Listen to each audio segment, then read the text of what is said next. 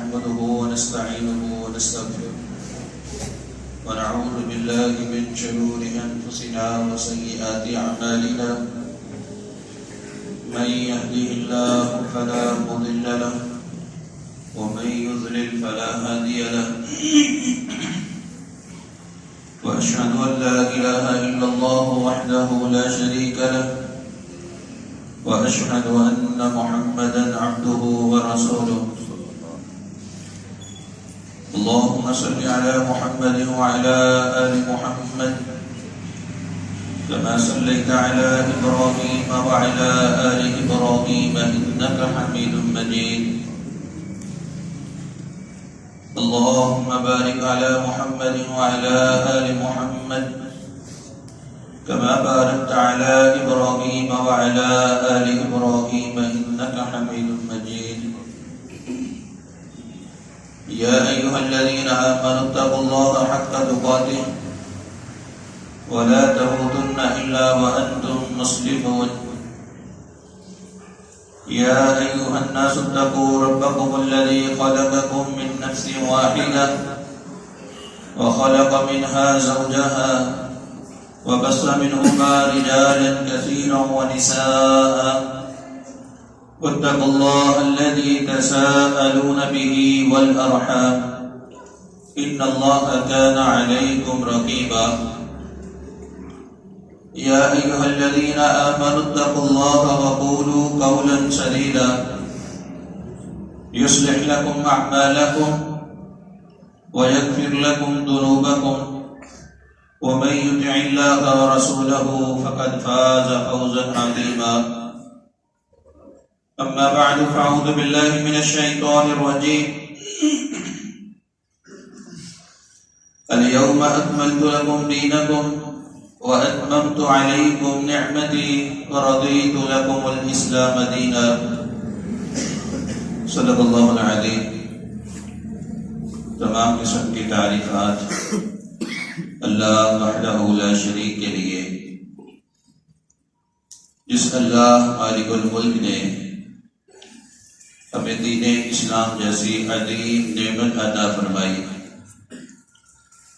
اور اس دین اسلام جیسی نعمت ملنے پر ہم اللہ تبارک و تعالیٰ کا جتنا بھی شکر ادا کریں اتنا ہی کم ہے۔ انگن درود و سلام نبی کائنات سید الرسل خاتم النبیین احمد مجتبی محمد مصطفیٰ صلی اللہ علیہ وآلہ وسلم کے لیے، جس عظیم پیغمبر نے یہ دین اسلام بیانی ہی اسی طرح ہم تک پہنچا دیا جس طرح اللہ نے اپنے پیارے حبیب پہ نازل فرمایا۔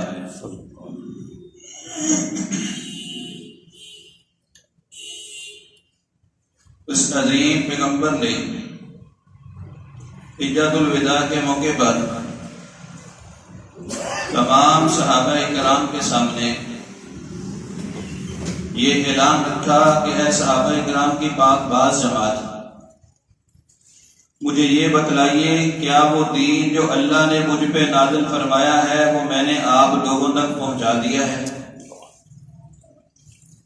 صحابہ کرام رضوان اللہ علیہم اجمعین نے بیک آواز ہو کر کہا، اے پیارے پیغمبر، آپ نے اپنی امانت کا حق ادا کر دیا ہے، آپ نے اللہ کے پیغام کو ہم تک پہنچا دیا ہے۔ رسول کریم صلی اللہ علیہ وسلم نے آسمان کی طرف نگاہ مبارک کو اٹھایا اور آپ نے فرمایا، اللہم اشہد اللہم اشہد اللہم اشہد، اے اللہ تو گواہ رہلا، تیرے یہ بندے اس بات کی گواہی دے رہے ہیں کہ میں نے تیرا پیغام تیرے بندوں تک پہنچا دیا ہے۔ یہ وہ دین کہ جس کی ابتدا سیدنا آدم علیہ السلام سے ہوئی اور اس کی تکمیل رسول کریم صلی اللہ علیہ وسلم کے ذات گرامی پہ ہوئی۔ یہ اللہ تبارک و تعالیٰ کا اتنا بڑا احسان ہے کہ ہم جتنا بھی شکر ادا کریں اتنا ہی کم ہے۔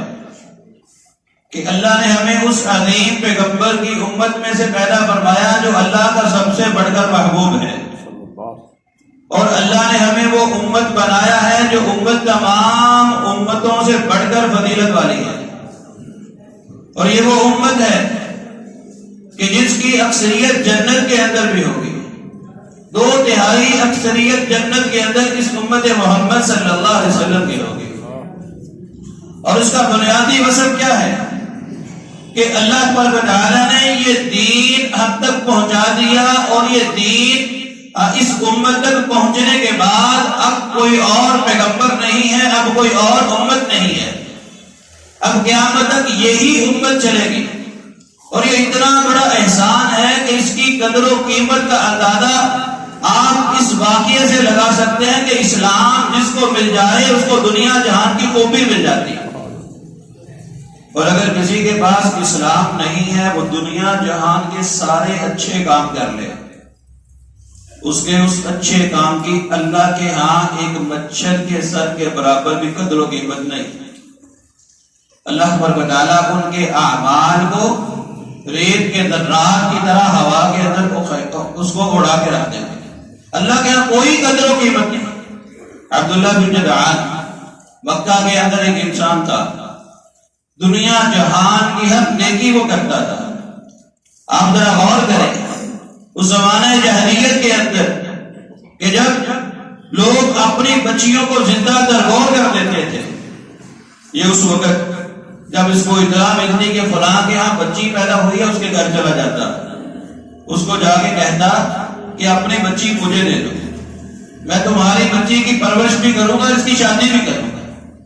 کتنی ہی ایسی بچیاں کہ جس کو اس نے زندہ درگور ہونے سے بچایا، ہر ایک اچھائی کا کام کرتا تھا، لوگوں کو کھانے کھلاتا تھا۔ مکہ کے اندر قحط پڑ گیا، ملک شام سے 2000 اونٹ وہ گلے کے ساتھ بھرے ہوئے منگوائے اور مکہ میں کھلے عام تقسیم کر دیے۔ بیت اللہ کی چھت پہ چڑھ کر اس کی طرف سے منادی کرنے والا یہ اعلان کرتا تھا، اے لوگوں جس کے پاس کھانا نہیں ہے وہ آئے، عبداللہ بن جدعان کے گھر پہ کھانا موجود ہے۔ اور گھر کے باہر ایک بہت بڑی دیگ بنا رکھی تھی، اور اتنی بڑی دیگ تھی رسول کریم صلی اللہ علیہ وسلم فرماتے ہیں کہ جب میں چھوٹا ہوتا تھا تو میں اس دیگ کے سائے کے اندر آرام کیا کرتا تھا۔ اتنی بڑی دیگ ہر وقت کھانے کے ساتھ بھری رہتی تھی، اور لوگوں کے لیے کھلے عام دعوت تھی کہ جب چاہو آؤ اور اپنا کھانا کھاؤ، اپنا پیٹ بھر لو۔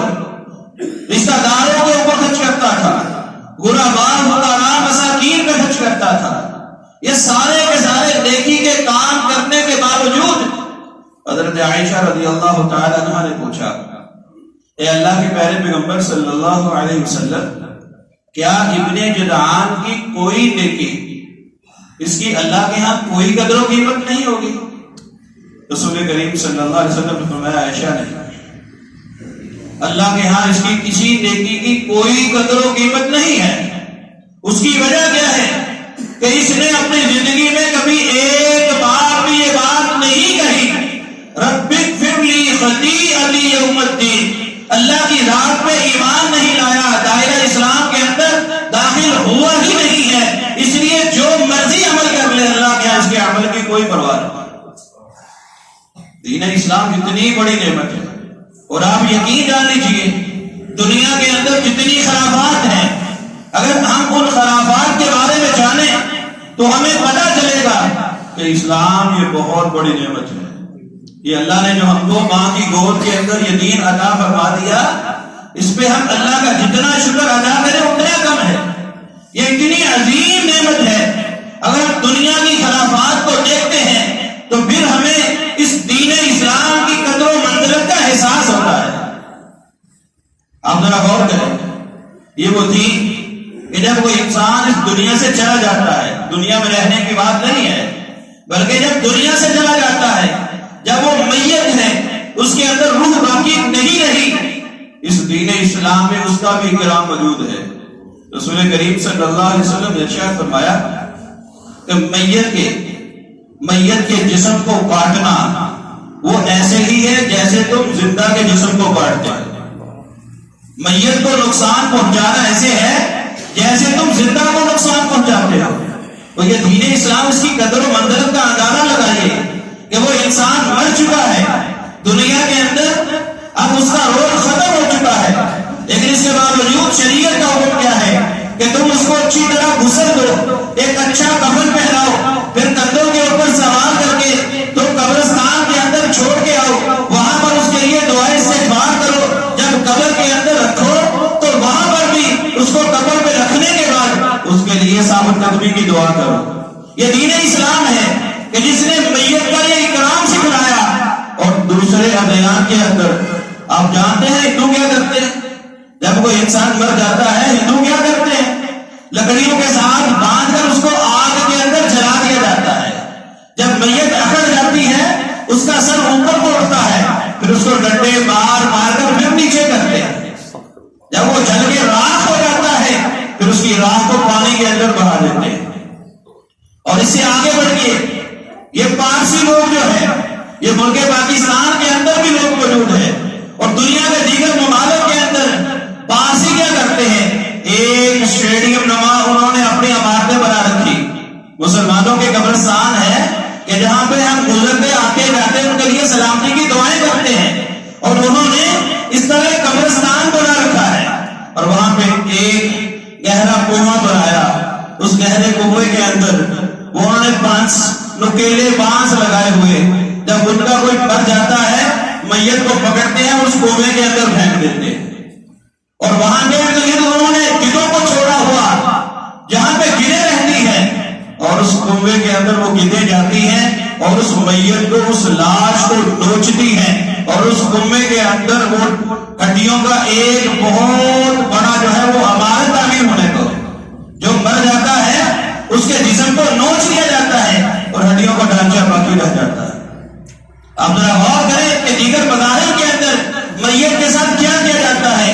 انڈونیشیا کے اندر ایک قبیلہ ایسا موجود ہے، یہ آج کے دور کی بات ہے، ایک ایسا قبیلہ موجود ہے کہ جب ان کا مرنے والا مر جاتا ہے 2 آدمی میت کو پکڑ کے کھڑے ہو جاتے ہیں اور بقیہ قبیلے والے اس کے ارد گرد ڈانس کرتے ہیں، ان کے ارد گرد ڈانس کرتے ہیں۔ انڈونیشیا کے اندر ہی ایک قبیلہ ایسا موجود ہے کہ مرنے والا تو مر گیا، اب مرنے کے بعد ان کے لواحقین کیا کرتے ہیں کہ اپنے اس پیارے کی یاد میں اپنی انگلی کا ایک پور کاٹ لیتے ہیں۔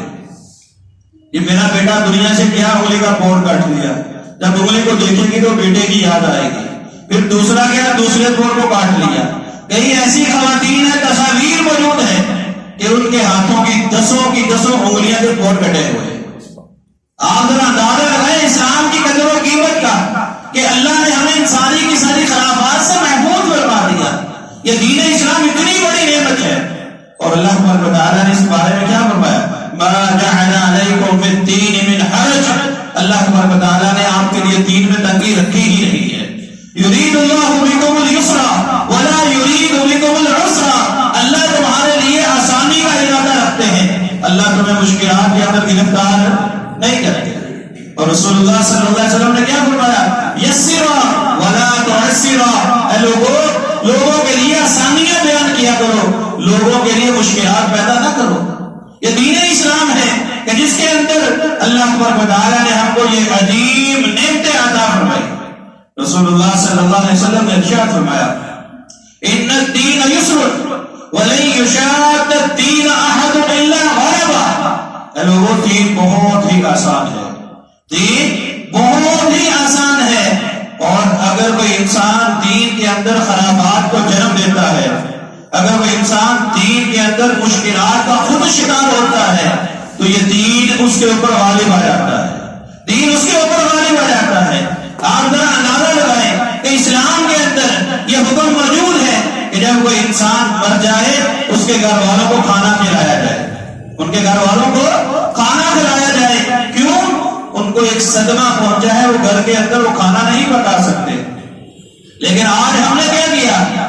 ہم نے ان میت والوں کے اوپر ہی بوجھ ڈال دیا، جس بوجھ سے دین نے ان کو آزاد کیا، ہم نے اس بوجھ کے اندر خود ہی اپنے آپ کو گرفتار کر لیا۔ اور یہ رسم ملک، یہ تیجا، یہ ساتواں، یہ 40واں، یہ عرس، یہ سارے کے سارے، اور اللہ جانتا ہے کہ جن لوگوں کے گھروں کے اندر یہ میت واقع ہو جاتی ہے، آپ ذرا کبھی ان کے حالات کا جائزہ لیں. وہ بسا اوقات لوگوں سے قرض اٹھا کر پھر وہ یہ سارے کے ساری رسومات کو ادا کرتے ہیں. کیا کریں، کہاں پہ جائے؟ خود ہی دین کے اندر مشکلات کو پیدا کر دیا. وَلَن يُشَادَّ الدِّينَ أَحَدٌ إِلَّا غَلَبَهُ. اب دین کے اندر مشکلات کو خود ہی پیدا کر لیا. اب یہ دین ان کے اوپر غالب آ گیا. ہماری خوشی کی محفلوں کو اٹھا کے دیکھ لیجیے. اپنے خوشی کی محفلوں کے اندر شریعت کے اندر شادی کس کے اندر آسان تھی کہ ایک لڑکے اور لڑکی کا حجاب و قبول کروایا جائے. جتنی استطاعت ہے، ایک بکری کی استطاعت ہے، ولیمہ کر لو، شادی مکمل. آج ہم نے اس معاشرے کے اندر ہم نے زنا کو آسان کر دیا اور نکاح کو مشکل بنا دیا، اور پھر اس کی قباحتیں، اس کا اندازہ ہمیں ہو رہا ہے. ہم اپنی آنکھوں کے ساتھ اس کا مشاہدہ کر رہے ہیں کہ آج ہمارے معاشرے کے اندر فحاشی، بے حیائی بڑھتی چلی جا رہی، اور وہ نکاح جیسی مقدس وہ رسم اور مقدس رشتہ جو ہے، جو اللہ تبارک و تعالیٰ نے جو آدم کے بیٹے اور بیٹی کے لیے مقرر فرمایا، جو رسول کریم صلی اللہ علیہ وسلم نے اس امت کے لیے آسان بنایا، آج ہم نے اس رشتے کو مشکل بنا دیا. آج زنا کرنا یہ آسان ہو گیا اور نکاح کرنا یہ مشکل ہو گیا. اس کی وجہ کیا ہے؟ ایک باپ کے بعد اپنی بیٹی کو رخصت کرنے کے لیے رقم موجود نہیں ہے. وہ کہاں سے لاکھوں کا جہیز بنائے اور کیسے اپنی بیٹی کو رخصت کرے؟ وہ کہاں سے مہندی کی رسم کرے؟ وہ کہاں سے اتنی بڑی بارات کے کھانے کو کھلائے؟ وہ کیسے مکلانے کا انتظام کرے؟ اور پھر اس کے بعد بھی یہ ظلم ہوتا ہے کہ باپ اپنی استطاعت کے مطابق بھی بچی کو رخصت کرتا ہے، لیکن رخصت کرنے کے بعد بھی اب یہ سارے کا سارا بوجھ بچی والوں پہ. اگر بچے والوں کے یہاں کوئی بھوتگی ہو گئی، اب کھانا کون کھلائے گا؟ بچی والا کھلائے گا. کوئی رسم آ گئی تو کیا کرے گا؟ کون کرے گا؟ بچی والا کرے گا. اب کیسے وہ اپنی بچی کا نکاح کرے؟ کہاں سے کرے؟ یہ دین کہ جس کے اندر ہم نے خود مشکلات کو ہم نے کھڑا کر دیا، اب یہ دین ہمارے اوپر غالب آ گیا. ہم دین اسلام کو اسی طرح مانیں کہ جس طرح اللہ تعالیٰ نے یہ دین رسول کریم صلی اللہ علیہ وسلم کی ذات گرامی پہ نازل فرمایا. اور وہ دین بڑا ہی آسان تھا. رسول اللہ صلی اللہ علیہ وسلم نے حضرت عبد الرحمن بن عوف رضی اللہ تعالیٰ عنہ، ان کے چہرے پہ، ان کے ہاتھوں کے اوپر انہوں نے جب ایک خاص قسم کا رنگ دیکھا، ایک خوشبو محسوس کی، آپ نے پوچھا اے عبد الرحمن کیا تم نے شادی کر لی؟ کہا اللہ کے پیارے پیغمبر ہاں میں نے شادی کر لی. پوچھا حق مہر کیا دیا؟ اللہ کے پیارے پیغمبر ایک کھجور کی گٹلی کے برابر ایک سونا اس کو حق مہر میں دیا. رسول اللہ صلی اللہ علیہ وسلم نے ان کے لیے برکت کی دعا کی اور ہمیں اولے ولو بشات، ولیمہ کرو اگرچہ ایک بکری کا ہی کیوں نہ کرو. اندازہ لگائیے اس دور کے اندر کائنات میں سب سے زیادہ عظمت والی، سب سے زیادہ فضیلت والی ہستی موجود ہے، اور آپس میں پیار کتنا ہے کہ اس پیار کے لیے اپنے گھر کو چھوڑ دیا، اپنی بیوی کو چھوڑ دیا، اپنے بچوں کو چھوڑ دیا، حتیٰ کہ اپنے لباس کو بھی چھوڑ دیا. سب کچھ چھوڑ کر مکہ سے مدینہ ہجرت کرتے ہیں، مدینہ میں چلے آتے ہیں. بدن میں تاج موجود ہے، لباس بھی نہیں ہے، لیکن شادی کا انداز کس قدر سادہ ہے کہ رسول اللہ صلی اللہ علیہ وسلم کو بھی نہیں بلایا. اور آج اگر ہم اپنے خاندان کے اندر ہم اگر کسی خاندان کے افراد میں سے ان کے صرف 2 افراد کو بلا لیں، بچوں کو چھوڑ دیں، ناراضگی ہو جاتی ہے کہ ہمیں بما اہل و یار نہیں بلایا، ہمارے پورے خاندان کو نہیں بلایا، ہمیں تو فلاں موقع پہ بلایا ہے، ہم کیسے چلے جائیں؟ یہ دین جس کے اندر ہم نے مشکلات کو خود کھڑا کر لیا، اب پھر اس کے بعد یہ زندگی ہماری خود مشکلات کا شکار ہوگا. یہ دین اسلام جو ہے یہ ایک ہمیں پاکیزہ معاشرہ دینے کے لیے عطا کیا گیا. اب دیکھیے اسلام کے اندر تصور کیا ہے. جب کوئی انسان گناہ کر لیتا ہے، گناہ کرنے کے بعد اگر اس گناہ کا تعلق اللہ کی ذات کے ساتھ ہے، اللہ تبارک و تعالیٰ نے 3 شرطیں بیان فرمائی. اللہ تبارک و تعالیٰ سے معافی مانگ لے، گناہوں پہ شرمندگی کا اظہار کر دے اور ندامت کے آنسو بہا دے، گناہ کو چھوڑنے کا ارادہ کر لے، اللہ اس کے گناہوں کو معاف کر دیتے. اگر بندوں کے ساتھ گناہ کا معاملہ ہو تو اللہ تبارک و تعالیٰ کے پہلے پیغمبر نے کیا فرمایا کہ تم بندوں سے بھی معافی مانگو. جس کے ساتھ تو نے ظلم کیا اسے معافی مانگو، جس کا حق آیا ہے اب اس سے معافی مانگو. معافی مانگنے کے بعد اب پھر وہی 3 شرائط جس کا تعلق اللہ کے ساتھ گناہ کے، اب اس سے بھی معافی مانگو، اور اس کے بعد کیا ہوگا؟ ایک پاکیزہ معاشرہ، ایک بڑا ہی پیارا معاشرہ وہ ترتیب میں آ جاتا ہے، ہر طرف امن سکون ہو جاتا ہے، معاشرے کے اندر سے یہ سارے کے سارے ظلم، سارے کے سارے جرائم ختم ہو جاتے ہیں۔ اور آپ جانتے ہیں کہ دین اسلام نے کیسا یہ پاکیزہ معاشرہ عطا فرمایا، اور اس کے برعکس ہندوؤں کے اندر کیا ہے؟ اب چوری کر لیں، اب ڈکیتی کر لیں، اب قدر کر لیں، اب کسی کے مال کے اوپر آپ قبضہ کر لیں، اس کے بعد کیا ہے؟ آپ اشنان گھاٹ میں جائیں، وہاں پہ جا کے وہاں پہ گنگا کے اندر جائیں، وہاں پہ جا کے نہا لیں، آپ کے سارے گناہ، سارے کے سارے پاپ دھل جاتے ہیں، سارے کے سارے پاپ دھل گئے۔ عیسائیت کے اندر کیا ہے؟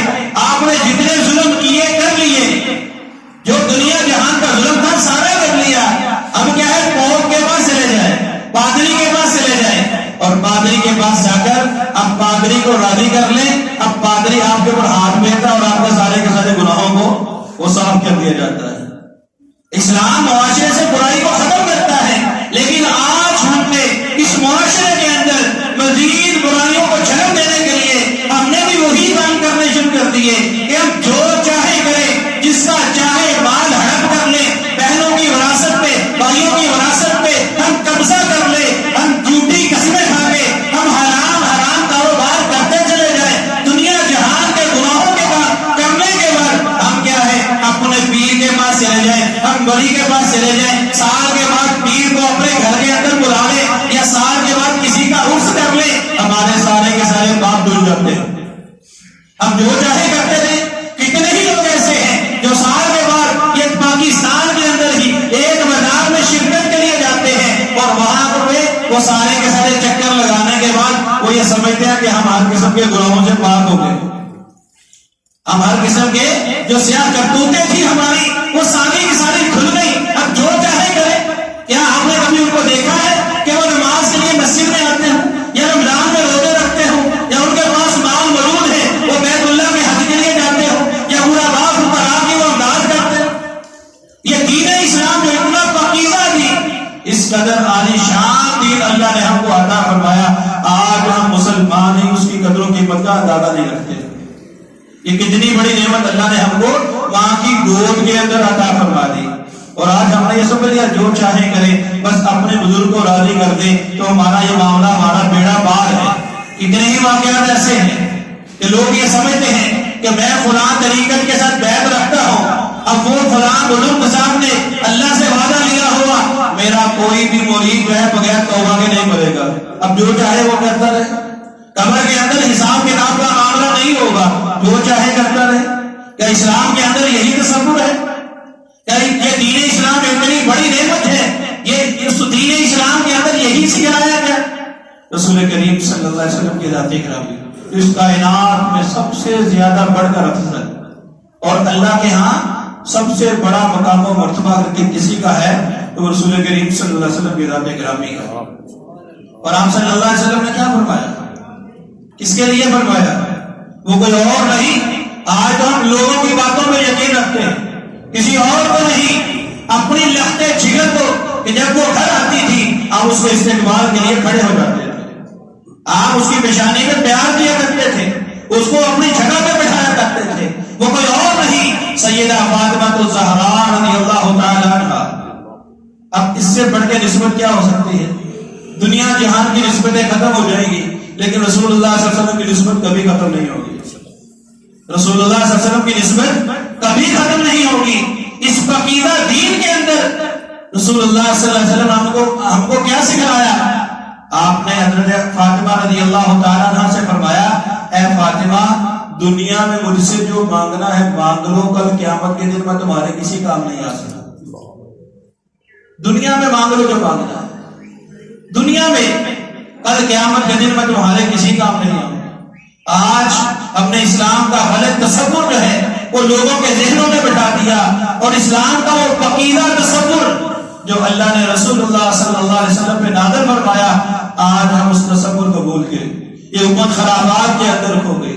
ہم نے اپنی رسومات کو اسی طرح جنم دے دیا جس طرح دیگر مذاہب والے کرتے ہیں۔ اس دین اسلام کا احسان دیکھیے. یہ بیٹیوں کی بات ہوئی تو میں آپ کو بتلاتا چلا جاؤں. اس دین اسلام کے اندر اللہ تبارک و تعالیٰ نے خواتین کے حقوق کیا رکھے. خواتین کے حقوق. وہ عورت جب وہ پیدا ہوتی تھی اس کو زندہ درگور کر دیا جاتا تھا، اور اگر یہ جمع ہو جاتی، اس کی شادی ہو جاتی، شادی سے پہلے بدکاری کے دروازے کھلے ہوتے تھے. جب نکاح ہو جاتا تھا اگر اس کو طلاق ہو جاتی یا وہ بیوہ ہو جاتی، کس قدر اذیت کی زندگی وہ بسر کرتی تھی. اللہ تبارک و تعالیٰ نے احسان فرمایا، اور بیٹیوں کی پرورش میں اللہ تبارک و تعالیٰ نے قیامت کے دن جو ہے وہ نبی کے ساتھ دینے کا اعلان کر دیا. نبی کا ساتھ ملے گا جو بیٹیوں کی پرورش کرتا ہے، اس کو جوان کرتا ہے، پھر اس کو کسی نیک رشتہ دے کے اس کے ساتھ رخصت کر دیتا ہے. کل قیامت کے دن نبی کا ساتھ ملے گا. اللہ تبارک و تعالیٰ نے احسان فرمایا، بیٹی ہے اس کے روپ میں، اگر وہ ماں بن گئی اس کے روپ میں، اگر وہ بیوی ہے اس کے روپ میں، اس کو گھر کی ملکہ بنا دیا کہ اس کو گھر کے اندر، اگر وہ ابھی شادی نہیں ہوئی، اس کے باپ کی ذمہ داری ہے، اس کے بھائیوں کی ذمہ داری ہے، اس کا لباس بھی اس کو پہنائے، اس کو کھانا بھی کھلائے، اس کو رہائش بھی مہیا کرے. جب اس کی رخصتی ہو گئی، اب یہ ذمہ داری اللہ نے منتقل فرما دی، اب اس کے خاوند کی ذمہ داری ہے، اب اس کو لباس بھی پہنائے گا، اس کو کھانا بھی کھلائے گا، اب اس کو یہ ساری کی ساری سہولتیں اس کا خاوند پہنچائے گا. جب اللہ نے اولاد فرما دی تو اللہ تبارک و تعالیٰ نے کیا فرمایا کہ جنت ماں کے قدموں تلے رکھتی ہے. اے اولاد، اے وہ بچوں جو اس کی گود سے جنم لینے والے ہو، اب تم اس کی خدمت کرو گے تو جنت کو پالو گا.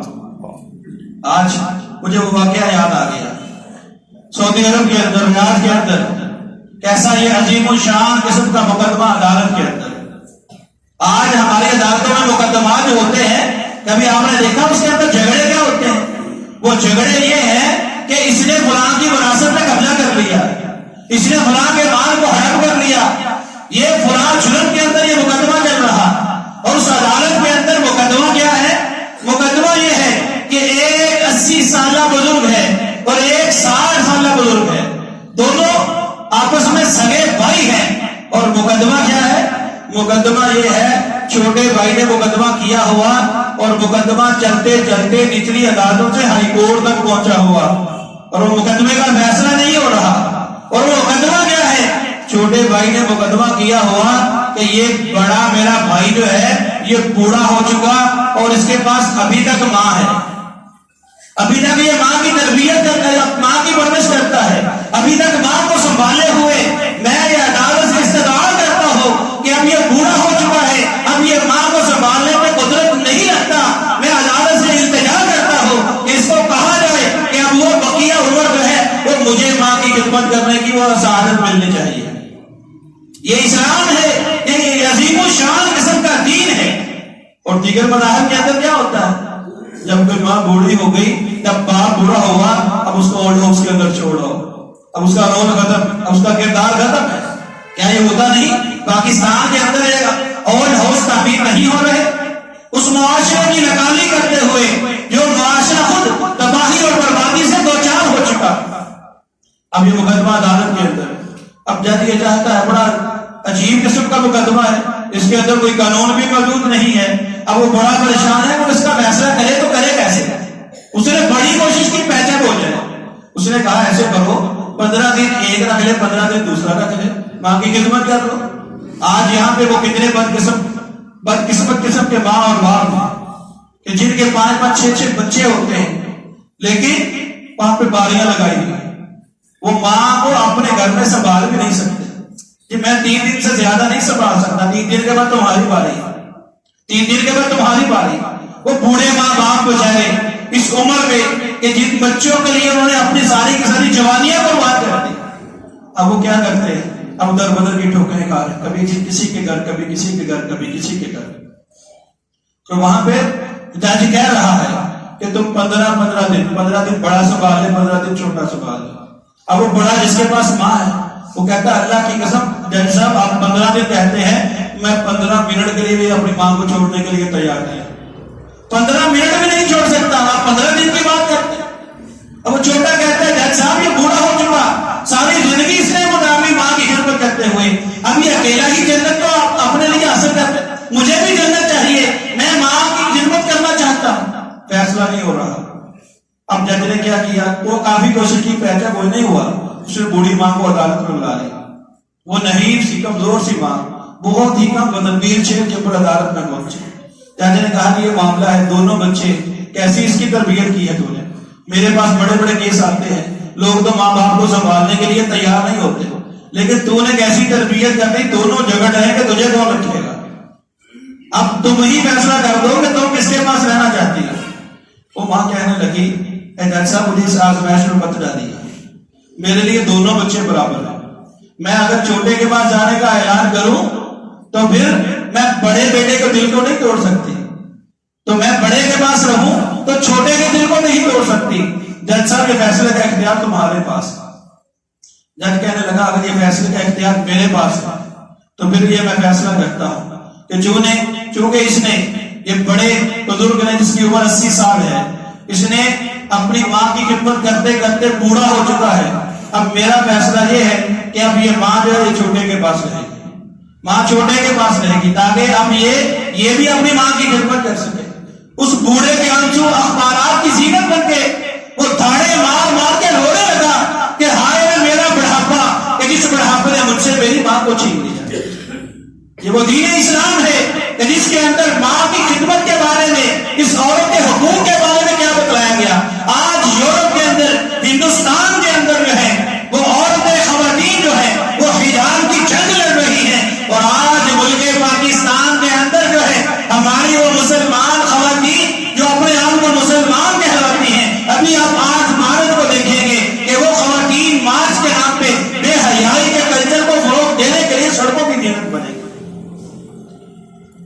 دین اسلام کو بھول گئے. دین اسلام کس قدر عالیشان قسم کا دین ہے, اس دین کو بھول گئے. اب یہ امت جو ہے خرافات کے اندر ڈوب گئی, رسومات کے اندر ڈوب گئی. آج ہم نے دین کو خود ہی اپنے لیے مشکل کر لیا. دین اسلام بڑا ہی آسان تھا. اگر آج ہم دین پہ اسی طرح عمل کریں کہ جس طرح رسول اللہ صلی اللہ علیہ وسلم کی ذات گرامی پہ نازل ہوا اور آپ نے وہ دین ہم تک پہنچایا. آپ کا فرمان ہے کہ کوئی ایسا عمل جو انسان کو جنت میں لے جانے والا ہو, کوئی ایسا عمل جو انسان کو جہنم سے بچانے والا ہو, میں نے وہ سارے کے سارے آپ لوگوں کو بتلا دیے ہیں, وہ سارے احکامات تم تک پہنچا دیے ہیں. لہذا اس پہ عمل کیجئے تو آپ کے لیے دنیا بھی بہتر ہے, آپ کے لیے آخرت بھی بہتر ہے. لیکن اگر ہم رسومات کو جنم دیں گے اور خرافات کا شکار ہو جائیں گے تو یاد رکھ لیجئے یہ دین ہم پہ غالب آ جائے گا, دنیا بھی مشکل ہو جائے گی, آخرت بھی مشکل ہو جائے گی. اللہ سمجھنے کی توفیق عطا فرمائے. وآخر دعوانا الحمدللہ.